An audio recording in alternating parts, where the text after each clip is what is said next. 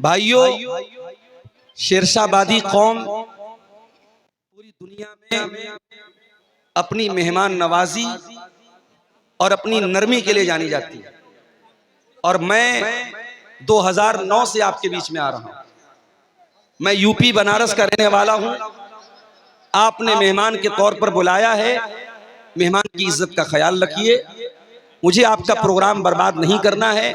मेरी मजबूरी है, सुबह मुझे बनारस क्लास ज्वाइन करना है। मैं जान पर रिस्क लेकर के यहां से पटना जा रहा हूं। 400 किलोमीटर का सफर है। आपने मुझे 10:30 बजे टाइम दिया, 12 बजे स्टेज छोड़ने को बोला। 12 बजे मैं यहां से निकलूंगा। मैं कभी पटना ट्रेन नहीं पकड़ सकता, सुबह क्लास नहीं मिल सकती। ये मेरी मजबूरी थी। और मैं लास्ट में 10 मिनट इंशाअल्लाह चंदा भी करूंगा। और हमारे जो भाई इस मदरसे का ताउन करने के लिए आए हैं, मैं उनसे अपील करूंगा। मुसाफिर आदमी हूं, लंबा सफर करके आया हूं। इंशाअल्लाह आपके हाथ में दुआ करूंगा। आप यहां आके दान दीजिएगा, चंदा दीजिएगा। मेरे हाथ पर जो भी आप 1000, 2000, 5000 चंदा हो सकेगा। आपके मदरसे से मुझे भी मोहब्बत है। मैं बिल्कुल नहीं चाहता कि आपके मदरसे का ये चंदा बर्बाद हो या मदरसे का जलसा बर्बाद हो। इस बात को आप अच्छी तरीके से समझिए। मेरी मजबूरी न होती, मैं स्टेज पर ना आता।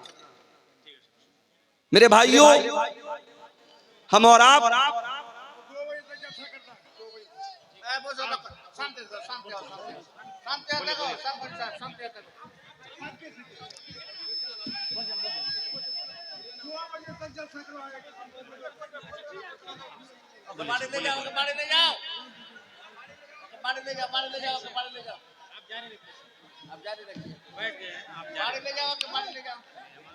सूरह निसा की जो आयत मैंने आपके सामने पढ़ी है, इस आयत में अल्लाह ताला ने 10 हुकूक बयान किए। हमारे ऊपर बहुत सारे अधिकार हैं, बहुत सारे लोगों की जिम्मेदारी है, बहुत सारे लोगों का कर्तव्य है, रिस्पॉन्सिबिलिटी है। हम इस दुनिया में अकेले नहीं हैं। कोई हमारा बाप है, कोई हमारा भाई है, कोई हमारा चचा है, कोई हमारा पड़ोसी है, कोई हमारा रिश्तेदार है। तो कुरान करीम की जो ये आयत है, सूरह निसा की आयत नंबर 36, सूरह निसा की आयत नंबर 36, इस आयत में अल्लाह ताला ने 10 हुकूक बयान किए। और आज की हमारी तकरीर का जो वक्तव्य का जो विषय है, तकरीर का जो उन्वान है, वो कुरान की इसी आयत के अंदर जो 10 बातें बयान की गई है, वही 10 बातें बयान करूंगा। और उसके बाद इंशाअल्लाह आपके इदारे के लिए चंदा, और उसके बाद मैं आपसे रुखसत हो जाऊंगा। वअबुदुल्लाह वला तुशरिकू बिही शैआ, अल्लाह की इबादत करो और अल्लाह की इबादत के साथ किसी को शरीक न करो।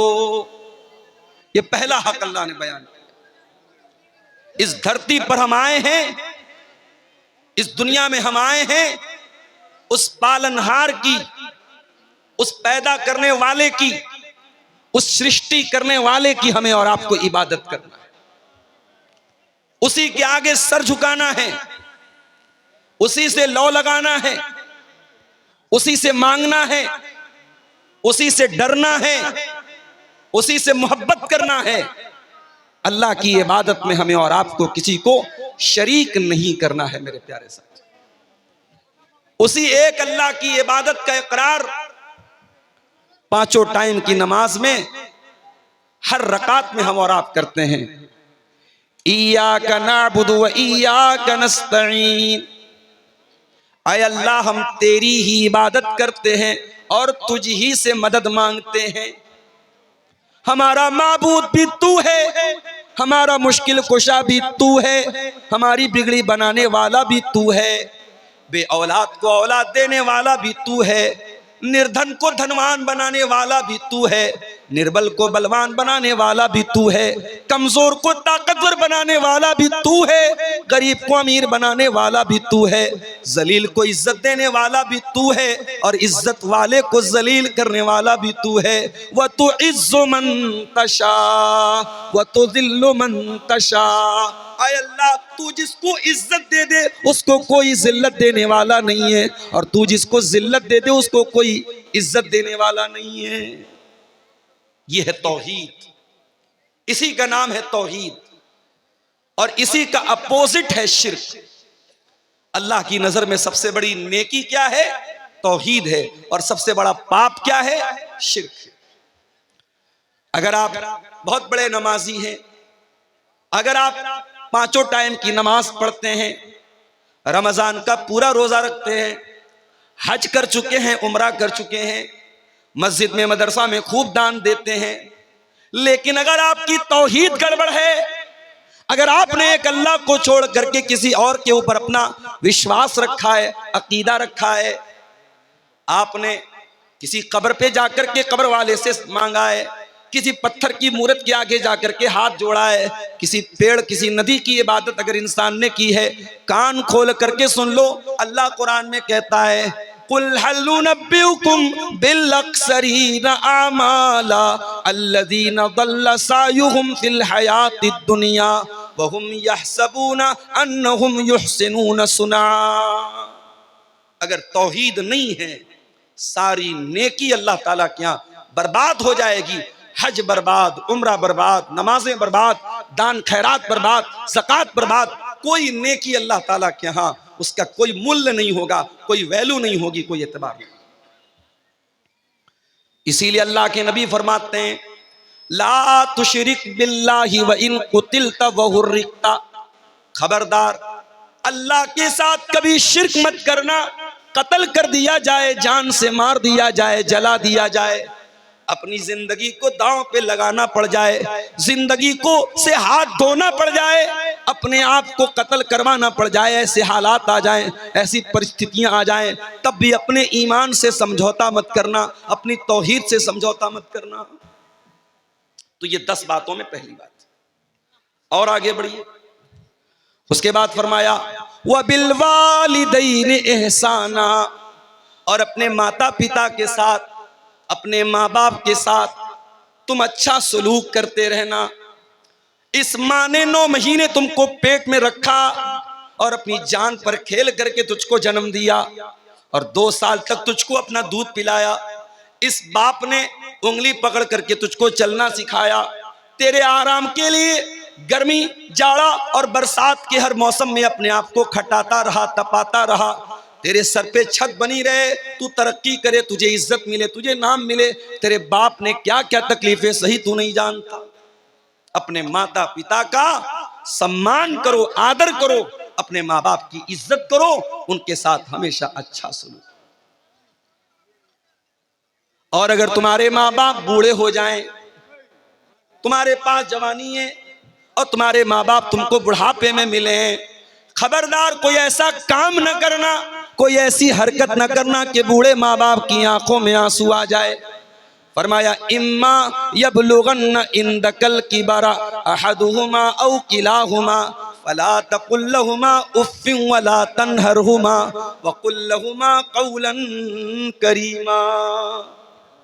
अच्छा, আপনারা কি এইভাবে দাঁড়িয়ে থাকবেন? লোকজনকে কষ্ট দিয়ে আপনারা খুব নেকি কামাতে এসছেন নাকি?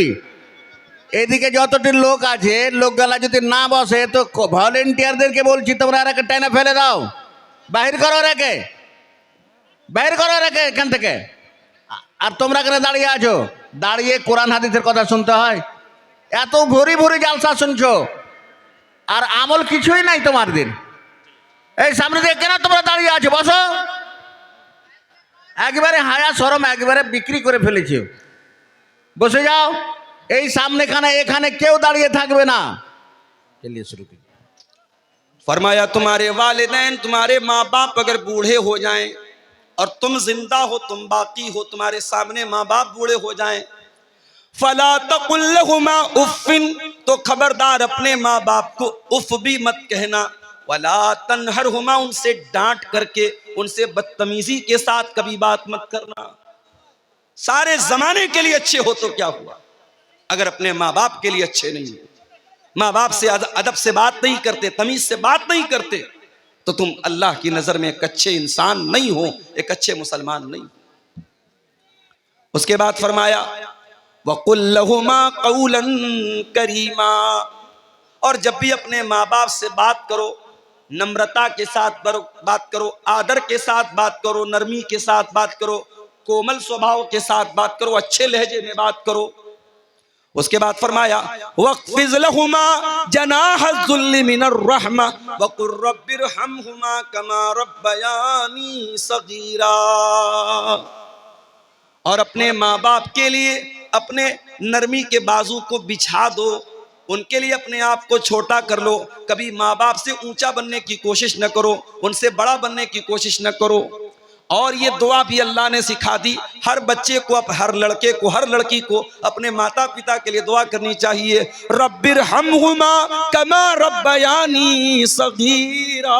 ऐ परवरदिगार, ऐ अल्लाह, ऐ हमारे पालनहार, हमारे माँ बाप ने बहुत कष्ट सह करके हमको पाला है, बहुत तकलीफ सह करके हमको पाला है। ऐ अल्लाह, तू हमारे माता पिता पर दया फरमा, कृपा फरमा, रहम फरमा, करम फरमा। माँ बाप मेरे भाइयों हमारे वजूद का जरिया बनते हैं। चुप हो जाओ भाई, काहे काहे बोल रहे हो बार बार, चुप हो जाओ, खामोश रहो। बात करना है थोड़ा दूर जाके बात करो, स्टेज के पास बात नहीं। फिर तुम्हारा ऐसा एखाने जमा हो गया।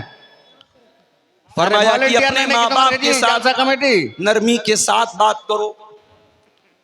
अल्लाह के नबी के पास एक साहबी आते हैं, सवाल करते हैं, अल्लाह के नबी मन अहक्कुन नास बिहुस्न सहाबती, अय अल्लाह के नबी मैं सबसे अच्छा व्यवहार किसके साथ करूं, सबसे अच्छा सलूक मुझे किसके साथ करना चाहिए, मुझे दुनिया में सबसे अच्छे तरीके से किसके साथ पेश आना चाहिए। आपने फरमाया उम्मुका, अपनी माँ के साथ। पूछा अल्लाह के नबी उसके बाद किसका नंबर है, आपने फरमाया अपनी माँ के साथ। फिर पूछा उसके बाद किसका नंबर है, आपने फरमाया अपनी माँ के साथ। चौथे नंबर पर आपने फरमाया बाप के साथ।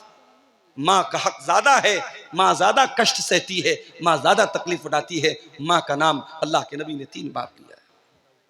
मेरे प्यारे साथियों, हम माँ बाप के साथ जितना भी अच्छा सलूक कर लें, हम उनके एहसान का बदला नहीं चुका सकते, उनके एहसान का बदला नहीं उतार सकते। हजरत अब्दुल्ला बिन उमर ने देखा कि एक आदमी खाने काबा का तवाफ कर रहा है और अपनी माँ को अपने कंधे पर बिठा करके तवाफ कर रहा है। अपनी माँ को अपने कंधे पर बिठा करके अल्लाह के घर का तवाफ कर रहा है।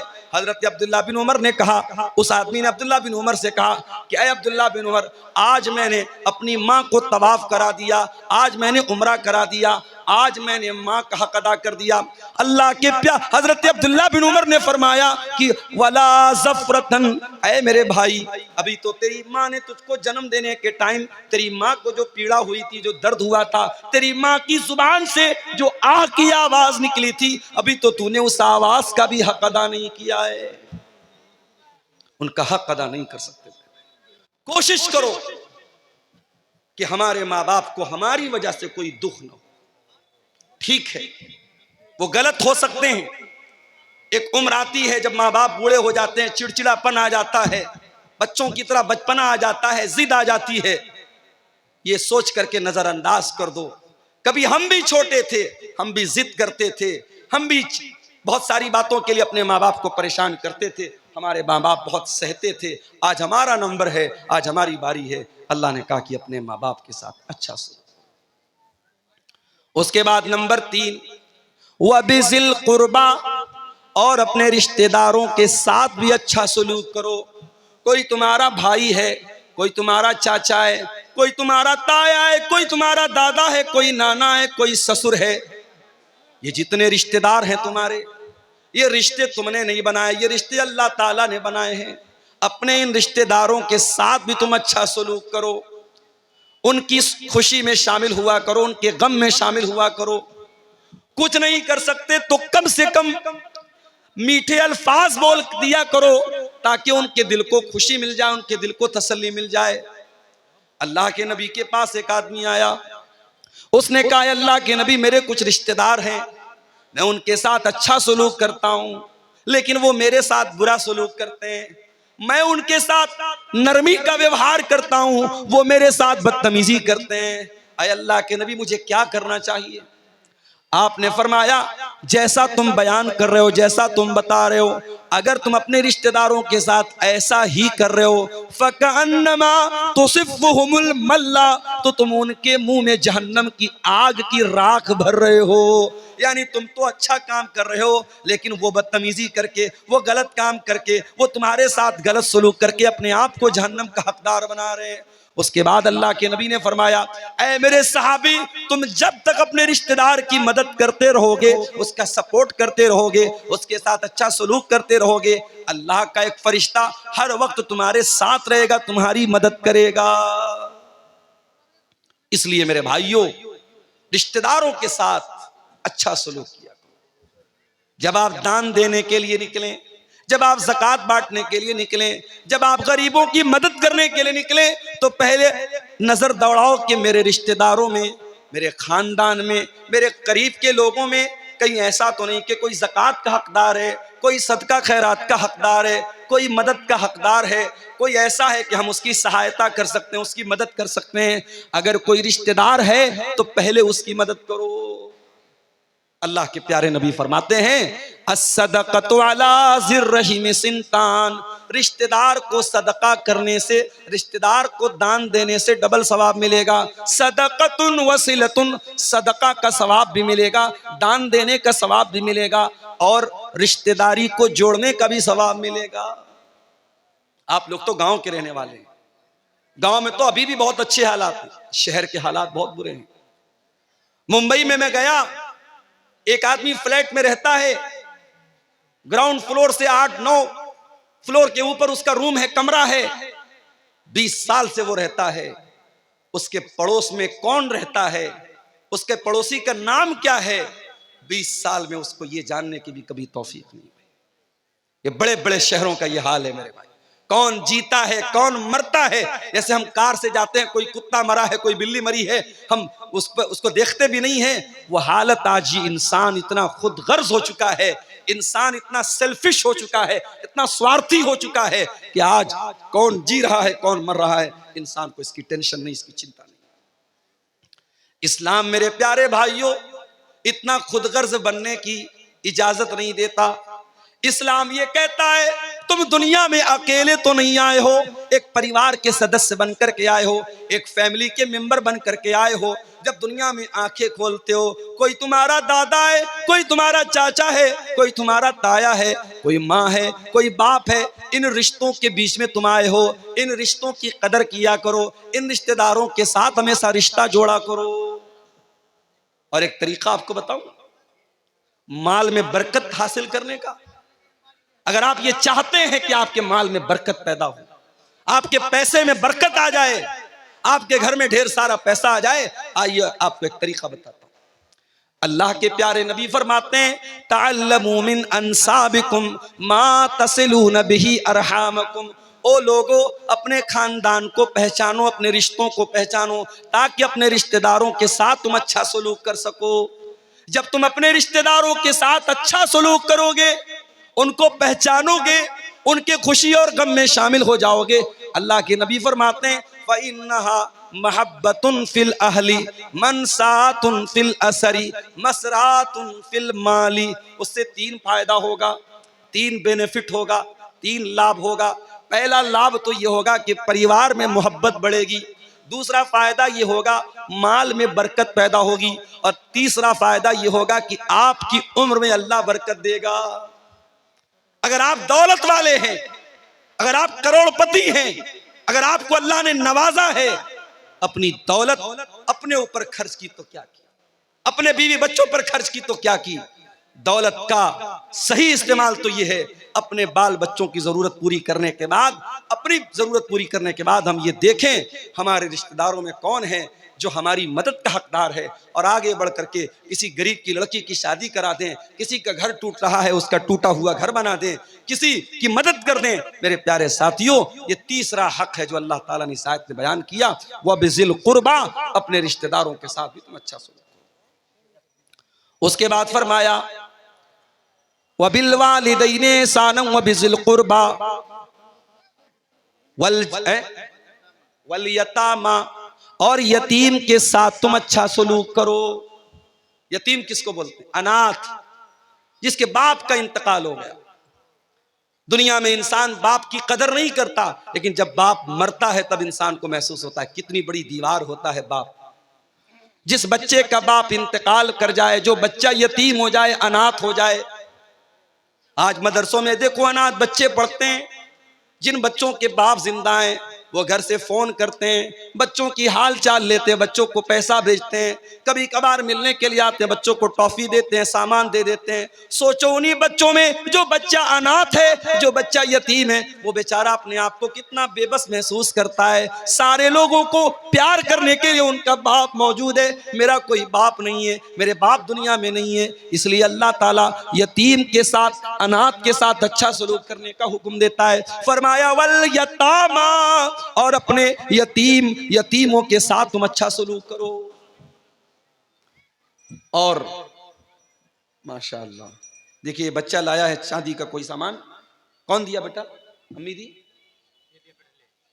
चलिए, अल्लाह ताला जिसने भी इस बच्चे को के जरिए भेजा है, अल्लाह उसके चंदे को कबूल फरमाए और उसके हक में सदका जारिया बनाए। मेरे भाइयों, वल यतामा, यतीम के साथ अच्छा सलूक। मैं आपको क्लियर बता दूं, तकरीर के आखिरी 10 मिनट इंशाअल्लाह मैं चंदा भी करूंगा। 2000 रुपया है, किसके नाम से? रफीक आलम साहब ने ये 2000 रुपया दिया है, अल्लाह इनके चंदे को कबूल फरमाए। मेरे भाइयों, यतीम अगर कोई बच्चा है, हो सके तो उसके सर पे हाथ फेर।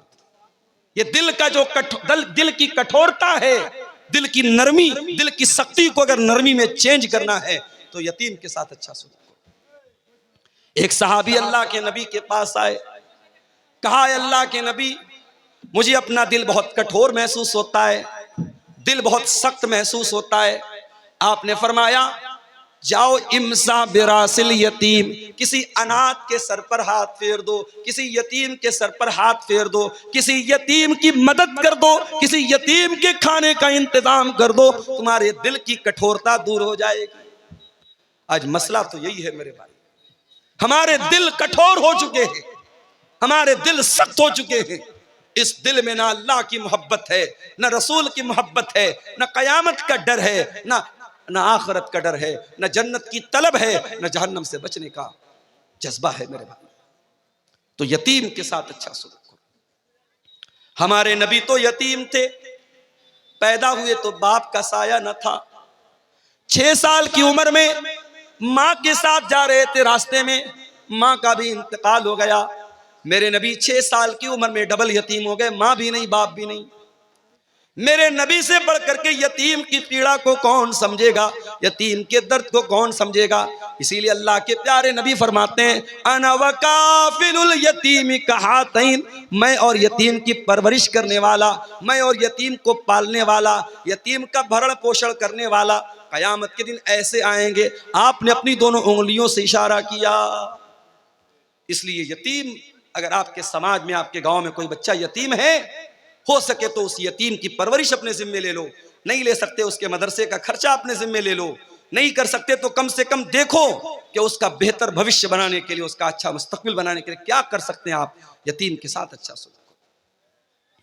उसके बाद फरमाया वल जारि ज़िल कुर्बा, और अगर तुम्हारा कोई ऐसा पड़ोसी है जो पड़ोसी भी है और रिश्तेदार भी है, पड़ोसी भी है और चाचा भी है, पड़ोसी भी है और ताया भी है, पड़ोसी भी है और चचेरा भाई भी है, अगर तुम्हारा पड़ोसी तुम्हारा रिश्तेदार है तो उसके साथ भी तुम अच्छा सलूक करो। और कुछ उलमा का कहना है कि वल जारि ज़िल कुर्बा का मतलब पड़ोसी हो और मुसलमान हो।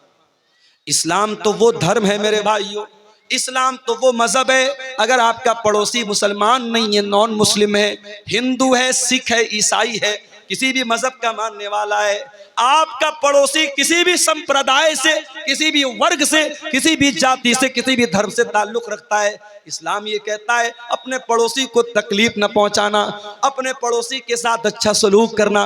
अल्लाह के नबी फरमाते हैं ला युमिन वल्लाहि ला युमिन वल्लाहि ला युमिन। अल्लाह की कसम खा करके अल्लाह के नबी ने 3 मरतबा फरमाया, वो इंसान मोमिन नहीं है, वो इंसान मोमिन नहीं है, वो इंसान मोमिन नहीं है। साहबा ने पूछा कौन है अल्लाह के नबी? आपने फरमाया मन ला यामन जारुहु बवाइकहु, जिसका पड़ोसी उसकी तकलीफ से महफूज न हो, जो अपने पड़ोसी को तकलीफ पहुंचाता हो, वो इंसान मोमिन नहीं हो सकता।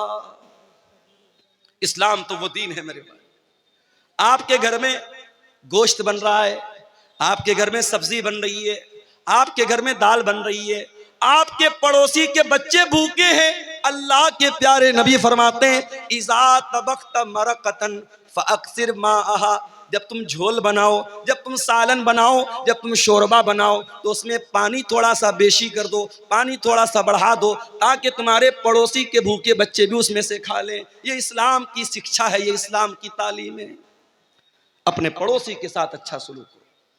मेरे प्यारे साथियों, समय बहुत कम है, आप आइए, आते रहिए अगर आप मोहब्बत करते हैं, और मैं जानता हूं कि आप मोहब्बत करते हैं। इतने बड़े बड़े प्रोग्राम आप कराते हैं और यूपी से आप मुझे बुलाते हैं, तो यकीनन आपके दिल में कहीं ना कहीं मोहब्बत है। आप आगे बढ़िए और अल्लाह ने जितना नवाजा है दिल खोल करके आइए। ये माल, ये दौलत दुनिया में रह जाएगा, लेकिन इस मदरसे में और कुरान पढ़ने वाले इन बच्चों को आप जो दान देके जाएंगे, इंशाअल्लाह वो आपको काम देगा, आखिरत में काम देगा, और हमारी दुआएं आपके साथ रहेंगी। आप आते रहिए और मुसाफा करते हुए यहाँ मदरसे को दान देते जाइए। मेरे प्यारे साथियों, मैं कुरान की सूरह निसा की आयत नंबर 36 पढ़ रहा हूँ, और इस आयत में 10 बातें अल्लाह ताला ने बयान की है, और इन 10 बातों को आपके सामने रख रहा हूँ। अल्लाह की इबादत करो, अल्लाह के साथ किसी को शरीक मत करो, माता पिता के साथ अच्छा सलूक करो, और रिश्तेदारों के साथ अच्छा सलूक करो, और यतीमों के साथ अच्छा सलूक करो। उसके बाद कहा वल जार जिल कुर्बा, उस पड़ोसी के साथ अच्छा सलूक करो जो पड़ोसी तुम्हारा रिश्तेदार है। उसके बाद फरमाया वल जारिल जुनुबी, और उस पड़ोसी के साथ भी तुम अच्छा सलूक करो जो पड़ोसी तो है मगर अजनबी है, तुम्हारा रिश्तेदार नहीं है, तुम्हारा रिलेटिव नहीं है, तुम्हारा संबंधी नहीं है। अगर पड़ोसी है किसी दूसरे मजहब का है, उसके साथ भी तुम्हें अच्छा सलूक करते रहना है। उसके बाद फरमाया वस्साहिबी बिल जंबी, और अपनी यात्रा में, अपने सफर में, तुम बस में जा रहे हो, तुम ट्रेन में जा रहे हो, तुम कार में जा रहे हो, तुम्हारे साथ जो सह यात्री है, जो तुम्हारे साथ को पैसेंजर है, जो तुम्हारे साथ सफर कर रहा है, उसके साथ भी तुमको अच्छा सलूक करना है। यहाँ ट्रेन पर हम देखते हैं साहब, ट्रेन के डब्बे के बीचों बीच जाए नमाज बिछा करके नमाज पढ़ने लगते। गलत है, ये इस्लाम की शिक्षा नहीं है। ये किसी दूसरे का आप आना जाना बंद करके, उसका रास्ता बंद करके आप नमाज पढ़ें। किसी ने वीडियो बना के वायरल कर दिया तो 1-2 जगह केस भी हो गया, वो केस ना भी हो तब भी इस्लाम की ये शिक्षा नहीं है। मेरे भाई, आप ट्रेन में हैं, अगर आप रिजर्वेशन करा के जा रहे हैं और आप आराम से अपनी सीट पर बैठ करके नमाज पढ़ सकते हैं, अपनी सीट पर बैठ करके नमाज पढ़ लीजिए, कोई मसला नहीं। उलमा का फतवा मौजूद है, ट्रेन की सवारी हमारे अपने कंट्रोल की सवारी नहीं है। कार से जा रहे हैं, कार को रोक सकते हैं, घोड़े से जा रहे हैं, घोड़े को रोक सकते हैं, ऊंट को रोक सकते हैं। ट्रेन तो हमारे रोकने से नहीं रुकेगी। तो ट्रेन पर आप अपनी सीट पर जहां बैठे हैं उसी तरीके से आप नमाज पढ़ लीजिए। अब कोई पूछे मौलवी साहब, ट्रेन तो हमारी पूरब की ओर जा रही है और हमें नमाज तो पश्चिम की ओर पढ़ना है, तब कैसे पढ़ेंगे? अगर पॉसिबल है, अगर ट्रेन पर अपनी सीट पर बैठे बैठे आप पश्चिम की तरफ, किबला की तरफ मुंह करके नमाज पढ़ सकते हैं तो कोशिश करके पढ़ लीजिए। और अगर पॉसिबल नहीं है, ऐनमा तुवल्लू फसम्म वजहुल्लाह, ट्रेन में मजबूरी की हालत है, आपको जिधर सहूलत हो उधर मुंह करके नमाज पढ़ लीजिए। और अगर ट्रेन की सीट पर बैठे बैठे नमाज पढ़ना पॉसिबल नहीं है और रास्ते में कोई स्टेशन आता है जहां 15 मिनट 20 मिनट गाड़ी रुकती है और स्टेशन पर किसी कोने में आपको जगह मिलती है, वहां पढ़ लीजिए। और अगर ये भी पॉसिबल नहीं है तो फिर आप अपनी जर्नी को खत्म करने के बाद, अपनी यात्रा को खत्म करने के बाद, जब आपका लास्ट स्टॉपेज आए, जब आप अपनी मंजिल पर पहुंचे, तो ट्रेन में जितनी नमाज छूटी है पढ़ लें। हालात आप देश के देख रहे हैं मेरे प्यारे साथियों। इस्लाम ये तालीम नहीं देता है आपकी नमाज से किसी को तकलीफ पहुंचे, आपकी जात से किसी को तकलीफ पहुंचे। फरमाया वस्साहिबि बिल जंबी, अपने सफर के साथी के साथ भी अच्छा सलूक करो। वब्नि सबील, और जो मुसाफिर है, अपने घर में वो बहुत पैसे वाला है, लेकिन आपके यहाँ वो सफर में आया था, उसका किसी ने पॉकेट मार दिया, उसका पर्स चोरी हो गया, उसका बैग चोरी हो गया, या कोई आपके घर में मेहमान बन के आया है, फरमाया वबनी सबील, अपने मेहमान के साथ भी तुम्हें अच्छा सलूक करना है, मेहमान को अच्छा खिलाना है, मेहमान को अच्छी इज्जत देना है। इस्लाम की एक तालीम ये भी है मेरे भाई। हजरत इब्राहीम अलैहिस्सलाम के घर में मेहमान आए। कौन आए? फरिश्ते आए। इब्राहीम अलैहिस्सलाम पहचान नहीं पाए क्योंकि वो इंसान की शक्ल में आए थे, बड़े खूबसूरत खूबसूरत शक्ल में आए थे। हजरत इब्राहीम अलैहिस्सलाम जल्दी से गए और बछड़े का गोश्त बना करके लाए, बछड़े को भून करके लाए और उनके सामने पेश किया। इसका मतलब ये हुआ मेहमान आए तो उसकी पसंद का खाना उसको खिलाना चाहिए, मेहमान को सम्मान देना, मेहमान की इज्जत करना, ये भी इस्लाम सिखाता है। फरमाया वह बनी सबील, अपने मुसाफिर के साथ और मेहमान के साथ भी तुम अच्छा सलूक करो। उसके बाद फरमाया वह मा मलकत ईमानुकुम, जो लोग तुम्हारे अंडर में काम कर रहे हैं, जो तुम्हारे गुलाम हैं, तुम्हारे नौकर हैं, तुम्हारे कर्मचारी हैं, तुम किसी कंपनी के मालिक हो, बॉस हो, तुम्हारे अंडर में काम करने वाले लोग हैं, या तुम कोई कारखाना चला रहे हो, तुम्हारे घर में काम करने वाले लोग हैं, अपने नौकर चाकर के साथ, अपने गुलामों के साथ भी तुम अच्छा सलूक करते रहना। ये 9 चीजें हो गई मेरे भाई। उसके बाद 10वीं चीज क्या है? इन्नल्लाह ला युहिब्बु मन काना मुख्तालन फखूरा, अल्लाह ताला उन लोगों को पसंद नहीं करता है जो घमंडी हैं, जो तकब्बुर करने वाले हैं, जिनके अंदर अहंकार है, जिनके अंदर गुरूर है। अल्लाह गुरूर करने वाले को कभी पसंद नहीं। न दौलत का गुरूर चलेगा, न कुर्सी का गुरूर चलेगा, न खूबसूरती का गुरूर चलेगा।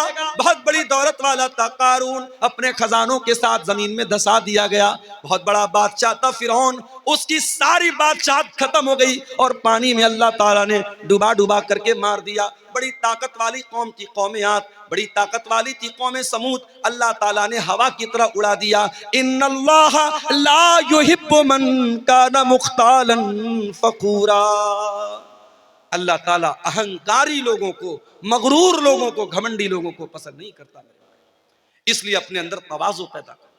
अगर समाज में आपको इज्जत मिली है, रुतबा मिला है, कदर करो इसकी, इज्जत करो इसकी कि अल्लाह आपसे काम ले रहा है। अल्लाह ने आपको लोगों में एक वर्चस्व दिया है, एक स्टेटस दिया, एक सम्मान दिया है। इसका दुरुपयोग ना करो, इसका गलत इस्तेमाल ना करो मेरे प्यारे साथी। अल्लाह के प्यारे नबी फरमाते हैं मन तवाज़ा लिल्लाहि रफ़अहुल्लाह, जो अपने आप को छोटा बना ले अल्लाह के लिए, जो अपने आप को हकीर बना ले अल्लाह के लिए, अल्लाह उसको और बुलंदी देगा, और सम्मान देगा, और ऊंचा मकाम देगा। तो ये 10 बातें हैं मेरे प्यारे साथियों जो सूरह निसा की आयत नंबर 36 में अल्लाह ताला ने हमारे सामने बयान की है। अब आप रात भर जलसा इंशाअल्लाह सुनेंगे, लेकिन मैं आपसे ये कहना चाहूंगा कि एक बार अकेले में बैठकर, तन्हाई में बैठकर जरा गौर कीजिएगा कि इन 10 बातों में से कितनी बात पर आप अमल कर रहे हैं। पहली चीज क्या है? अल्लाह की इबादत करना, और अल्लाह की इबादत में किसी को शरीक न करना।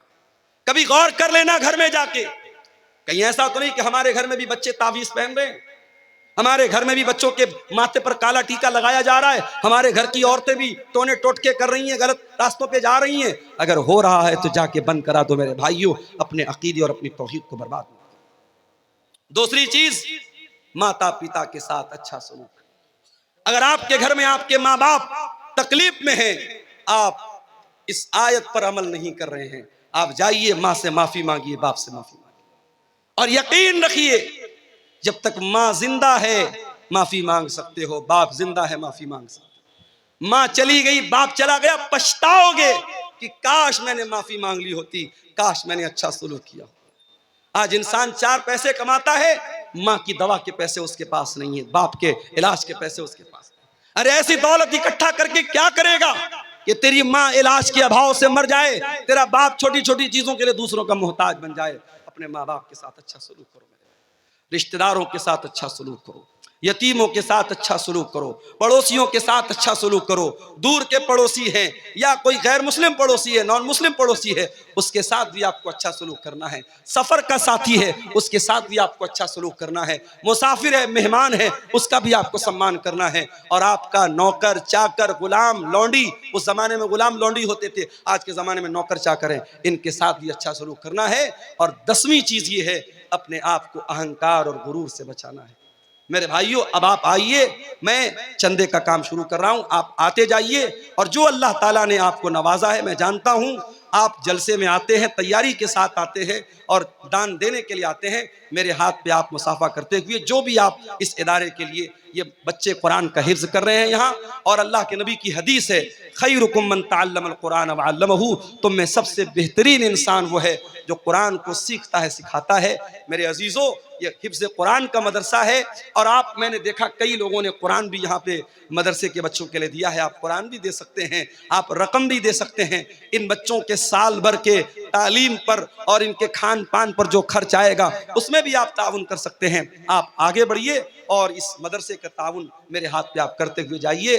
मैं दोनों तरफ से, मैं मेरे भाइयों मजबूरी समझ रहा हूँ, मेरी भी मजबूरी है, जलसे वालों की भी मजबूरी है। हम जानते हैं जलसा चंदे के लिए होता है, इदारे के लिए होता है। कोई भी जलसे वाला ये नहीं चाहेगा इतना बड़ा जलसा और इतना बड़ा पिंडाल लगाने के बाद जो उसका एक टारगेट है जलसे का और मदरसे को जो एक रकम चाहिए, अगर वो रकम ना हो तो ये मकसद फेल हो सकता है। ये हमारे किसी भाई ने 500 रुपया दिया है। आइए आगे बढ़िए, मत बैठे रहिए, उठ करके आइए।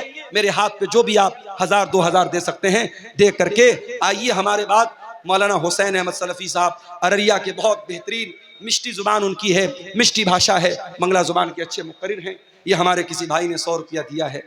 मेरे भाई, मुसाफिर की दुआ है और एक आलिम की दुआ, खतीब की दुआ है। इंशाअल्लाह अल्लाह ताला इस चंदे को कबूल करेगा और आपको अल्लाह ताला आपके दान के बदले इसको आपके लिए सदक़े जारिया बनाएगा। आगे बढ़िए। हाँ, ठीक है। धान हो, मकई हो, वो भी लिखा सकता है। ये कमेटी के लोग गमछा लेके भी घूम रहे हैं, उनको आप यहाँ तक आ नहीं सकते। अगर आप अपनी जगह बैठे रहना चाहते हैं, देखिए जो भी 100 200 1000 जो भी आप दे सकते हैं, चंदा दीजिए। ये मदरसा के चंदे ही का जलसा है, आपको बताने की ज़रूरत नहीं है। आइए आगे बढ़िए, इंशाअल्लाह ये चंदा, ये दान आपके काम आएगा। आइए मेरे भाइयों आगे बढ़िए। माँ बहनों से भी गुजारिश करूँगा कि आप भी, आपके अंदर भी बहुत जज्बा होता है, अल्लाह आपको भी बहुत जज्बा देता है। अपने सोने के ज़ेवरात उतारिए और भेजिए यहाँ पे, ये मौका बार बार नहीं मिलता है। अल्लाह ताला इन तमाम चंदा देने वालों के चंदे को कबूल फरमाए। इसके हक में जो बीमार हैं, अल्लाह उनको शिफा अता फरमाए। और जो लोग भी दे रहे हैं ये चंदा, अल्लाह उनकी रोजी रोटी में बरकत अता फरमाए। मेरे भाइयों, हमारे पास वक्त बहुत कम है, 5-10 मिनट का टाइम हमारे पास और है। आप आइए आगे बढ़िए और इदारे का ताउन करते हुए जाइए। अल्लाह ताला ये 500 रुपया एक और भाई ने दिया है, अल्लाह ताला इनके चंदे को कबूल फरमाए। देखिए, मैं आम तौर से चंदा नहीं करता हूँ, लेकिन आपकी मोहब्बत में और आपके इदारे की मोहब्बत में मैं ये चंदा कर रहा हूँ। आप आगे बढ़िए और मेरे हाथ में आप जो भी दे सकते हैं दे करके जाइए, ताकि जलसे की जो असल मकसद और उद्देश्य है वो पूरा हो जाए। मदरसे की उन्नति, मदरसे की तरक्की, इसके लिए हम আসুন আপনারা একটু দানের দিকে হাত বাড়ান। इधर रास्ता छोड़ दो, जो आना चाहे। এখনো দুজন বক্তা আছেন, আসুন আপনারা। आइए आगे बढ़िए। মৌলানা কোনোদিন দান নেন না, কিন্তু আজকে আপনাদের কাছ থেকে যখন চেয়েছেন, তা আপনারা দিল খুলে ওনার হাতে দান করুন। आसन आसन आसन आसन दान दिन। आइए, माशाअल्लाह, अल्लाह ताला कबूल फरमाए। এই প্রজেক্ট এ वाला अल्लाह मगफरत এই यूट्यूबर सब हटाओ, उनका हटाओ, लोगों को आने दो। माशाअल्लाह। देखिए, मैं रास्ता खाली करो, रास्ता खाली करो। मैं कबूल कर रहा हूँ। आप आइए, अपनी कैपेसिटी के हिसाब से जो भी अल्लाह ने आपको नवाजा है, आप यहाँ चंदा दीजिए। अल्लाह आपके